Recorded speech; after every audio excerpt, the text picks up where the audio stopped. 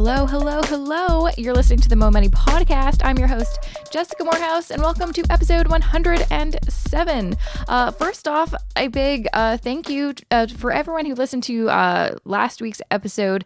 I did a kind of a promo of my next event that I'm going to be holding in Toronto, the Millennial Money Meetup. And I'm hoping that I'm going to see a bunch of you listening there, because that event sold out in 5 days flat, which is crazy. And I still have a ton of people on the waiting list. So I hope to see some of you there, and thank you so much for your support. So for this episode, I'm really excited to share my interview with a very motivational, inspirational entrepreneur, millennial entrepreneur. Her name is Codie Sanchez. And she has done a ton. Not only does she currently still work full-time in the investing world, so she really knows her stuff when it comes to money management, but she also is an entrepreneur with, she started a business. She's also an influencer. She's a speaker. She's, crazy on Instagram. So we talk a lot about just her journey from, and also just like the whole kind of theme of this episode is trying to make it, especially as a woman. And, we're dealt with so many obstacles, and, a lot of it are just self-imposed. We have a lot of self-doubt. We don't feel like we can do it. Believe me, these are things that I've struggled with all my life. And same with Codie, which was actually kind of nice to hear, because she's accomplished a ton in her, young life. She's still very young, and she's done a ton of stuff. So I really know you're going to love this episode, and you're going to feel super inspired. So I'm going to shut up right now and let you listen to that interview with Codie. Thank you, Codie, for joining me on the show. I'm excited to chat with you. The pleasure is all mine, Jessica. Thanks for having me. You are welcome. You are a woman that has done a lot of things. You're very impressive, I've got to say. You've got a lot of things on your list that you've checked off, which is super cool. But before we kind of get to all of the things that you're doing now, I would love to know kind of what your backstory is. I know, you didn't come from, a wealthy family or anything. You went through the public school system. So how, kind of did you do that? And I mean, that's just like me, middle-class family, went to public school and everything like that. How did you kind of make that jump into this ultra entrepreneur? Oh, thanks. Yeah, I think what I've realized, and you're probably the same, but when I was growing up, I really didn't know any different. And I certainly by no means did we have, severe struggle. I had two phenomenal parents, but, my father didn't have the opportunity to go to college. And my mother was a special education teacher for 30 years. God bless her soul. She has extreme patience with children, which I do not. But, and I didn't actually, when I was preparing for college and everything, I never even really considered not going to the public school that paid largely for my college. And I think the difference that from what I went through and what I did to grow my business, and maybe what I see some others go through, is there's sort of two characteristics that I think led me to where I am today, which is some modicum of success. And the first one is my mantra is really that I always have asked for what I wanted. Really always, full period, stop, no matter what.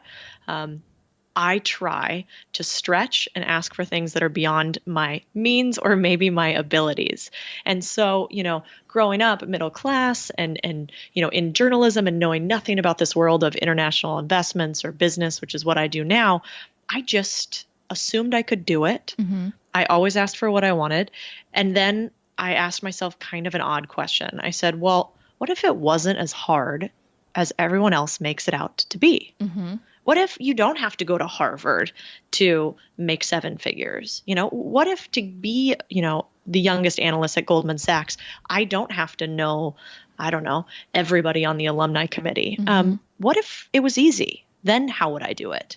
And I think those two questions that I didn't really realize were so fundamental to my life helped me build whatever life I've built thus far. It seems like you had just this kind of natural confidence, like you didn't really second guess yourself. Do you know, like, where did that come from? Well, I second guess myself all the Okay. time, to be frank.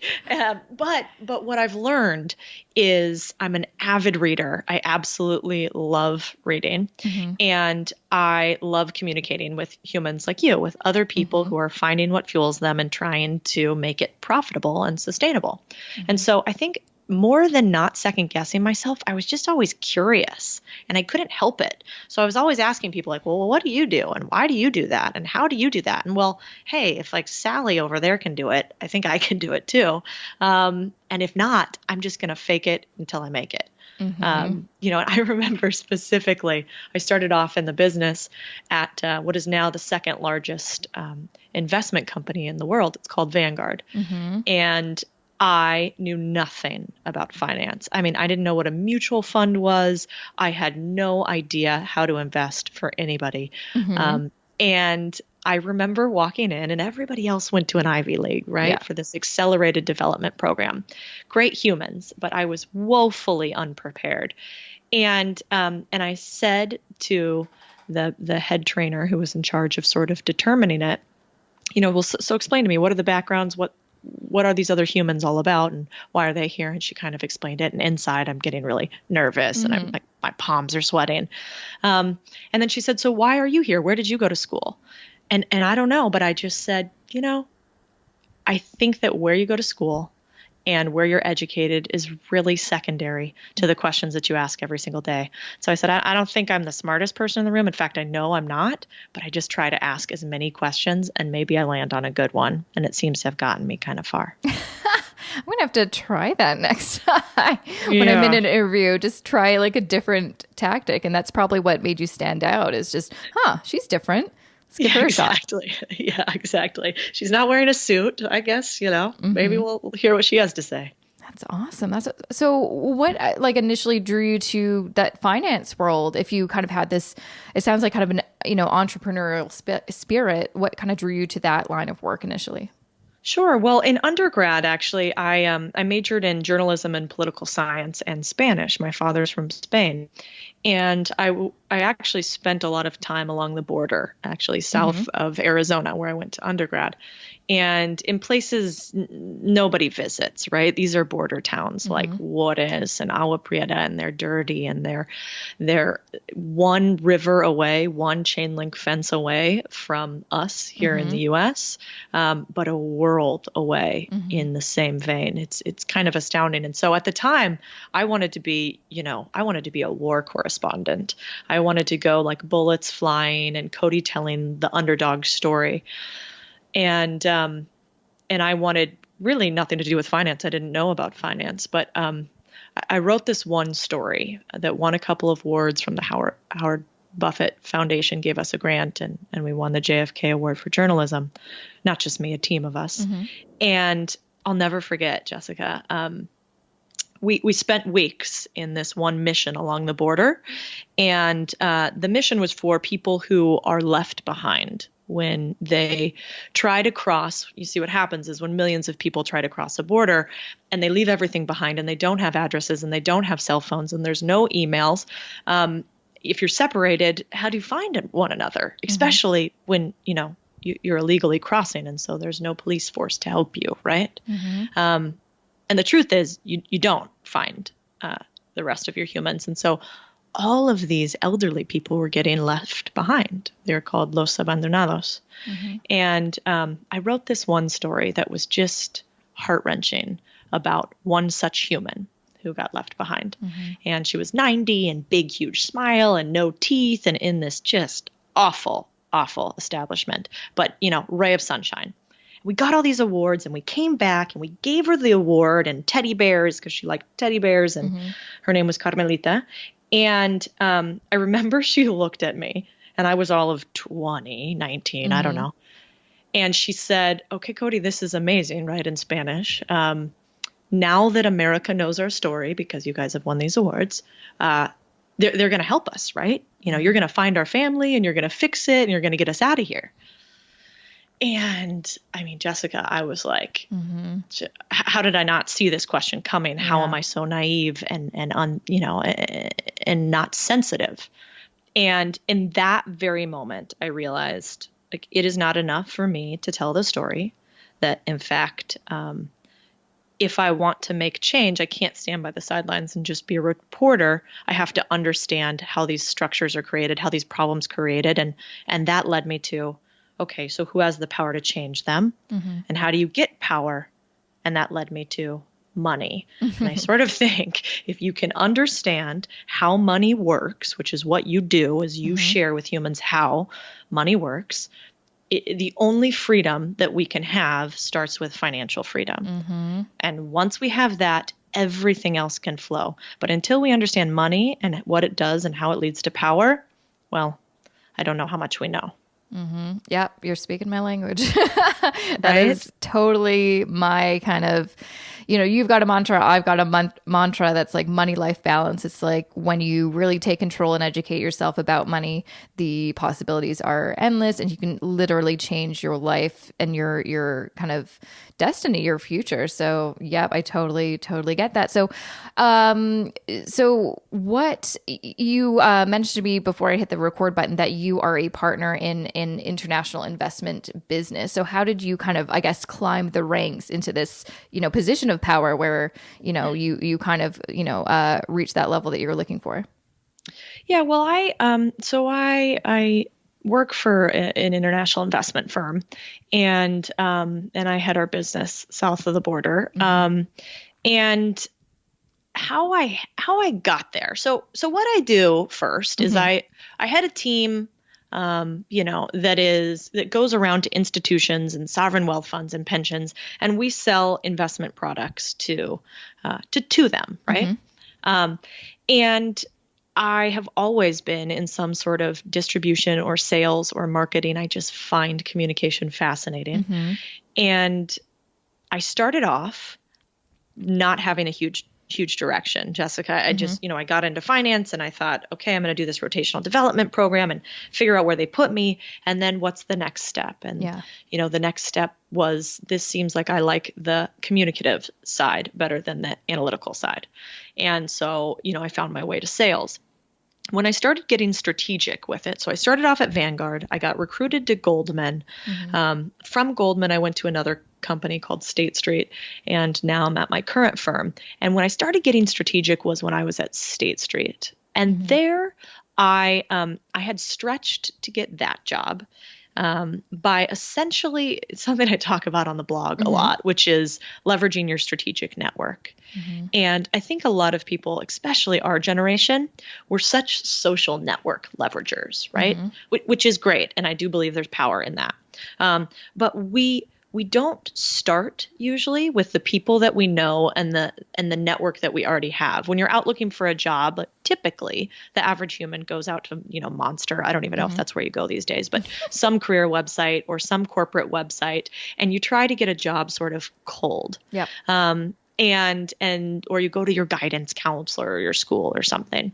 But, if you think about 6 degrees of separation, which we know to be largely kind of true, give or take a couple humans, that means that probably in your network, you have somebody that can help you achieve just about anything. It's just whether or not you're going around and leveraging that network and then also sort of like caring for it like you would a little plant.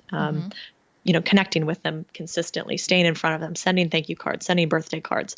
And so that is how I climbed, is I went to my strategic network, one of whom was the head of Deutsche Bank in Chicago. And I told him that I wanted to move from Goldman to where I sold domestically in the US, and I wanted to go international. And I wanted to go institutional. So I didn't want to sell to people like you and me. I wanted to go B2B. Yeah. And he introduced me to somebody else, who introduced me to somebody else, who finally got me to somebody at State Street. And the guy at first kind of told me to beat it. It was like, listen, you 22-year-old that knows nothing, who thinks she can sell in this game internationally for us. And I just wore him down over like months and months of emails and pings, and flew out to visit him and his team. And finally, he introduced me to a few other people, and the rest is sort of history. Wow. You were 22? That makes me feel really old and like I didn't hustle enough when I was 22. No, I don't think it's ever too late. And it's always a mix of luck too. Yeah. But are you kidding me? What you're already doing, which I tell people to do all the time, but having a blog, having a personal brand, having your expertise out there. I mean, I'm amazed every day, Jessica. Like, why don't more people do this? It's free. You could build a website in 24 hours with Squarespace or Wix, costs you nothing. And most humans don't do it. I don't get it. Yeah, I think it's the fear thing. I think that's like, and I mean, I still remember when I was considering starting my blog 5 years ago. I'm like, will anyone read it? I don't. And yeah, and you're just kind of like, oh, should I even try? And it is safer to not try. Like at the end of the day, it's safer to not even do anything and just continue, doing what you're used to and what you're comfortable with. But kind of. What you're all about is not, getting stuck or settling, is really chasing what you want. So I'd love to kind of talk more about that, like how Absolutely. you've kind of created this personal brand for yourself, aside from, being this awesome finance person now. You started your own business called Threads Refined, and you have this personal brand where you are kind of the, a go-to person for, talking about entrepreneurship, especially for women. Yeah.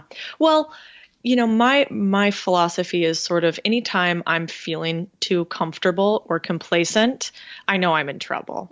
And so typically, when something feels uncomfortable or when I don't use the word fear a ton, but when I get anxious or have anxiety or something like that, that's when I go, okay, Codie, that means I actually have to do this thing that's making me uncomfortable. And I have to lean into it. So every time I feel anxiousness or anxiety or fear, that is a directional movement for me. That means I know, okay, I need to do this. And if I don't feel it, if it feels comfortable or normal or complacent, I kind of tell myself, okay, that probably means that's not the right thing for me to do. So it's kind of become like a counter mantra to me. But I think, something amazing sort of happens when you stretch yourself. But you're right in that I think most people don't do things for two reasons. One, because, where was the school and college that taught us how to self-analyze? Where was the school that said, who are you? What do you love to do? What do you get lost in? What could you do for hours and people wouldn't have to pay you and you would just be so deliciously happy? Like nobody taught us that. Nope. So a lot of people don't know what their thing is. And then if you do know, it's exactly what you said. Man, it's scary to be a little bit abnormal. And so how do people get over that? You know what? I do not know. Do you have the answer? Wow. I don't know if I have an answer, but I know that practice makes perfect. And so I, when I was first starting to mess around with social media, which was just under a year ago, I had a real, I was kind of holier than thou actually about social media. I thought, okay, what are all these people posting? Selfies and Twitter. Yeah, you're like, ridiculous. I can do this. Yeah, I just thought there's no value here, to be honest. Like, what an idiot. But I didn't really see the hard value in it. And so anytime I make a statement like that, I have to check myself. So I said, okay, so for 365 days, I'm going to post one thing a day, no matter what, and I'm going to figure this out. And so I started doing that, and then I started liking it. And one of the first things I did was 7 days of fear conquering exercises, which is kind of a fun thing to do. If you have you ever done this? No, I haven't. Okay. I like that idea though. Okay. So this is kind of fun if you're a weirdo like I am. I am a weirdo. Perfect. Okay. So you take like 10 minutes and you write down 7 things that you're scared of. And I don't mean like spiders or sharks. I don't like sharks, but I mean something like fear of failure, aging, embarrassment, quiet. I don't know. It could be whatever it is. So you write down these 7 things and then you make yourself a part of social pressure, which means you put it out into the universe. So on social media, you write a post that says, okay, for the next 7 days, I am going to do 1 post a day, 1 activity a day, and then post about it, conquering a fear. So my first one was, I have a really big fear of failure. And so my first one was I posted about something that I, definitely failed in, not in a cute way, in like a gritty, real way. And then the next day, I realized another fear of mine was aging. And so I went to, a senior home and brought over flowers and didn't know anybody, but just walked in and said if I could sit down and chat, and chatted with a bunch of women about not just aging, but like losing your youth and vitality and, beauty or whatever we would call that. And, had some like beautiful conversations. But so anyway, so at the end of 7 days, first of all, you'll be amazed. All these people around you will get interested in it. And at the end of the 7 days, you kind of realize that all the things you were scared of turn into the coolest things. And then if you just practice that, I think life looks different. Yeah, no, I definitely want to try that. And it's so true what you say. And I feel like the only reason that I started a podcast was because I was deathly afraid of talking to people. I'm not even joking. I'm a huge introvert, and talking to strangers, especially people that I find so inspiring and I'm like, oh, look up to you, terrifying. But I knew it was something I needed to do for kind of to do the next step in my personal brand. Like I just knew that I needed to do it in my gut. And so I did it, and it was terrifying. And now I've been doing it for a year and a half, and it's been the most, my favorite thing to do now. I love that. Congratulations. It's fantastic. Isn't it? I just have started dabbling in podcasting, but it's a totally selfish venture because I do it because I think it's an opportunity to ask questions that would be totally inappropriate around a dinner table. Like you just get to get really deep, and it's okay, right? No, I love that. That's what I love about podcasting is just, well, meeting so many amazing people, and really you get a cool view of like, wow, there's so many special, awesome people in this world that you may not meet on a day-to-day on the street, but also, you get to ask questions that you may not in a normal context, because it'd just be kind of, you can't just be like, so what are your goals and dreams and how did you become so successful? You can't really ask that, to a stranger, right off the bat. Absolutely true. 100%. So I want to chat with you about the business that you started on your side. So I'm still kind of amazed, even though I sort of do the same thing, but I'm amazed when I find someone else who does it. You work a 9-to-5 full-time job, and you also have a side business. So you're also on social media, and you have a blog, and you have a podcast. So you're a very busy lady. So how did you come up with the idea to start your own business, Threads Refined? Well, that one was sort of a profit from my pain, I think. I have to dress a certain way, and I like clothes and dressing a certain way because I'm traveling and meeting with professional and important people. And so that is just part of something that I need to do. But it turns out that I just abhor shopping. I mean, it is like, I might rather go get like a colonoscopy. Yeah, I don't know. like shopping either. It's so stressful, right? isn't it? It is. And something about getting sold in that manner. I'm very sensitive to the way people sell because I think it's such a great skill and I don't like to see it poorly done. And so I don't like selling. I mean, I don't like shopping. Yeah. And so I went around looking for personal shoppers everywhere. And I just felt like they were selling me something, or they weren't very skilled, or, they didn't really fit the lifestyle that I had. And so I started this company with one of my friends here in Dallas because I wanted to have a personal shopper, not at a crazy, crazy price, who was aligned with my interests, which were dressing well, not necessarily having more clothes. And I wanted to do that in a way that was super easy. Just like you go on, that they're not a crazy person coming to your house, and that they have a high level of skill. And so we couldn't find that anywhere. And so we created Threads Refined.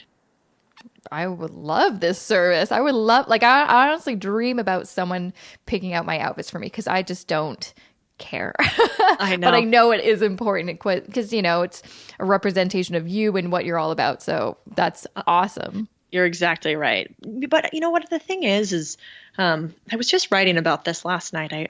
I really enjoy writing as a former journalist. And I am convinced that the most impactful thing that I've ever done in my career has actually been not going to grad school at Georgetown, which is a good school, not, getting the positions that I have or working at Goldman or doing some of these, it's been starting other companies. It's been having a side hustle.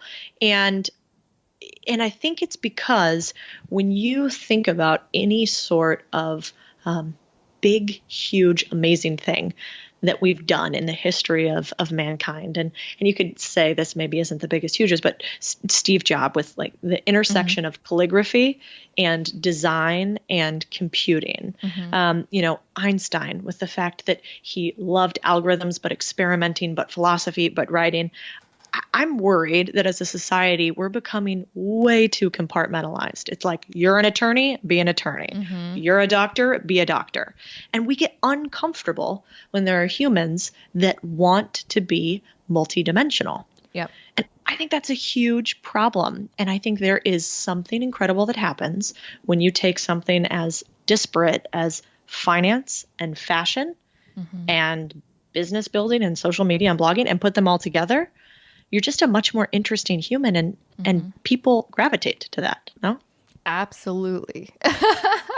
Absolutely. And I feel like, yeah, that's one thing that I've been kind of not struggling, but realizing it's like, yes, I'm personal finance. That is kind of my jam, but I'm so much more than that. I have so many more, interests and hobbies and passions that I want to somehow integrate into my brand that I'm working on. So yeah, I totally, absolutely get it. And I feel like for millennials, a lot of people that I know that have side hustles, it is because they're like, I'm so much more than my day job. I need to express it outside. And so I hope it's, we're definitely going to be a generation that kind of keeps that going and moving. And then it'll become kind of a normal thing. Oh yeah, you do that too? Cool. Instead of being like, wow, how do you have the time? Or why would you do that as well? I completely agree. But, and I hope that you're right. And I think that you probably are and that it's becoming more normalized. But I also think that we as a society, like the way that we educate doesn't lend itself to that. We educate to having sort of one particular focus. Yep. And that can be problematic, I think. So I think you're right. It's so much easier to get information and to get educated and to learn different functions that I think eventually this will regress back to the mean and multidimensional will be more normalized. I certainly hope so. That's for sure. Agreed. Now, before I let you go, I want to kind of pick your brain and find out some tips. You have accomplished a lot for such a young woman, and I would love to know what are some of your tidbits of advice for people listening to this right now that you would love to give, whether it's someone who's like considering quitting their job to follow their passion, start a side hustle, or just explore the other dimensions aside from their day job. What from your experience, what would you like to tell them? Sure. First of all, I think if you could take away one thing from today, it would be that the easiest thing that you could do right now, and we talked about this a little bit in the beginning, is it costs nothing. There's no CapEx. There's no upfront needed to go out and get a website. Just put your personal brand out there. You don't have to know what it is. You don't have to define it, but go out, buy your name or some variation of it as a domain, use Squarespace or Wix or one of these sites, and create a personal website. And then start allowing yourself the luxury of speaking about the things that you're passionate on and putting it out in the universe. And I'm pretty much 100% positive something will come of that. If you actually take that one step, I think you're in the 1%. So that would be the very first thing. And I don't think you have to know exactly what it is or exactly what you want it to be. You can let it sort of define itself and then get more serious. If I could do one thing for every human that is in their search, and I don't think it has to be youthful humans or could be any age, is for you to take some time. And like I have this exercise that I do when I go and speak at universities. And I make all the kids in the room and they're snickering and, laughing at me and whatever. And I make them all close their eyes. And I make them visualize the last time that they were in labor towards something. So they were working on something. And They weren't getting paid for it. But remember the last time they were laboring on something that they absolutely loved. And they just, for some reason, felt like that moment was so perfectly right. And some people say that you feel like you're vibrating, which is maybe a little new agey. But I know when my fingers stroke the keyboard and when I start to write and I get in a flow state and get to let my very confused mind up above sort of flow out of me and into the keyboard, like something magic happens. And that is just, I know that is something that I was meant to do. And so if you can take the time, 15 minutes, to sit back and think about all those times that you felt so deliciously right in the pursuit of something, in the action of something, and then ask yourself, why? Was it because you were outside in nature? Was it because you were engaging with another human in some philosophical debate that you just loved? Was it that you were able to take out your garbled thoughts and put them to paper? Or was it, movement and endorphins and physical activity that got you going? But what I would say is if every human took the time to find the things that fueled them that don't have to be one-fold, they could be multidimensional, and spend their lives in the pursuit of it, I just couldn't imagine what kind of world we would have. Absolutely. Well, thank you so much, Codie, for taking this time to chat with me. And I hope people take your advice and do that right after listening. Oh, well, thank you for having me, Jessica. It was such a pleasure. And that was episode 107 with the wonderful Codie Sanchez. Make sure to check out the show notes. I'm going to put a lot more information about Codie in there, jessicamorehouse.com/107. And of course, visit her own website, codiesanchez.com. She's got a lot of great stuff. She also has a podcast that you can find on iTunes called The Struggle Isn't Real. Love that name.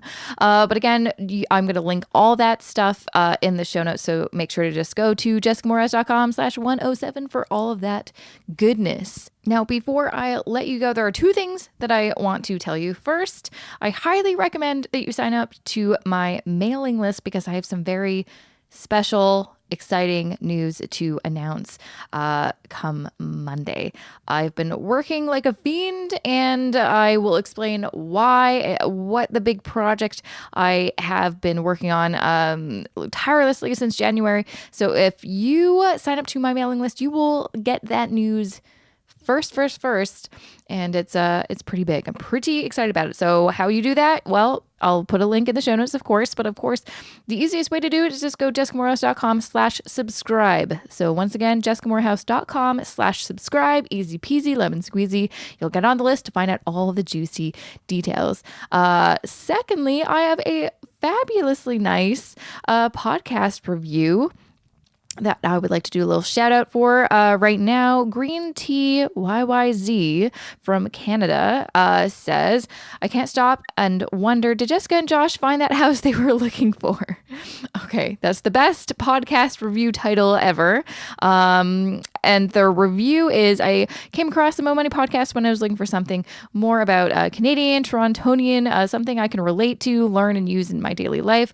I loved the first and most recent episode that I downloaded, so I started to binge listen from the very first over the past weekend. Jessica is so smart and funny. Perhaps she is the Carrie Bradshaw in the finance blogging sphere. I can't wait to know she saved enough money for that house that she was looking for. Well, I don't know what episode you're on, but you'll eventually find out. I mean, there's a lot of episodes, so I get why you haven't found that out. But yes, me and Josh have been able to save up that money. We went house hunting in the summer. We found a place. We bought a place in August, and we've been here for over 6 months now. Oh my gosh, way more than that. It's May. What? So yeah, surprise, spoiler alert, we did buy that house. So thank you so much, Green Tea YYZ, for that lovely review. And thank you so much for listening. If you want to get a shout out on a future episode, make sure to just leave me an iTunes review. It's super easy. And then I'll basically talk to you through the airwaves and we'll have a lot of fun. Yeah, that's really it for me. Thanks again for listening and joining me for this episode of the Mo Money Podcast. I will see you back here next Wednesday for a fresh new episode.